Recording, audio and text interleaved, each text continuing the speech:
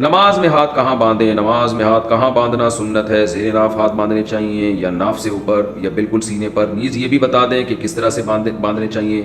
حسیب صاحب سعودی عرب سے۔ حسیب صاحب اس بارے میں احادیث بہت مختلف ہیں، اس وجہ سے اس میں فقہا کا اچھا خاصا اختلاف ہے۔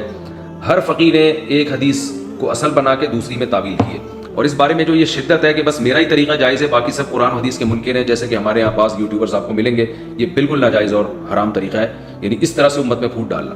تو اس میں بہت سارے طریقے ہیں، ہر فقیہ کی کوئی نہ کوئی دلیل ہے، ہر مجتہد کے پاس کوئی نہ کوئی دلیل ہے۔ تو اس بارے میں جو امام حنیفہ کا موقف اور فقہ حنفیہ کا موقف ہے وہ یہ ہے کہ ناف کے اوپر ہاتھ رکھے جائیں، دایاں ہاتھ بائیں ہاتھ کے اوپر، اور ان دونوں انگلیوں سے ایسے چھلا بنا کے یہ 3 انگلیاں سامنے رکھی جائیں۔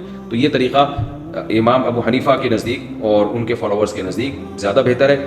ان کی رائے یہ ہے کہ اس طرح سے تمام حدیثوں پر عمل ہو جاتا ہے، کیونکہ بعض حدیثوں میں آتا ہے کہ آپ صلی اللہ علیہ وسلم نے دایاں ہاتھ بائیں بازو پہ رکھا ہے، بعض روایتوں میں آتا ہے کہ دایاں ہاتھ بائیں ہاتھ پہ رکھا ہے۔ تو اس طرح دایاں ہاتھ کے ہتھیلی کو بائیں ہاتھ کی جب پشت پہ ہم رکھتے ہیں اور انگلیوں کو بازو پہ رکھتے ہیں، تو اس طرح سے دونوں قسم کی حدیثوں میں تطبیق ہو جاتی ہے۔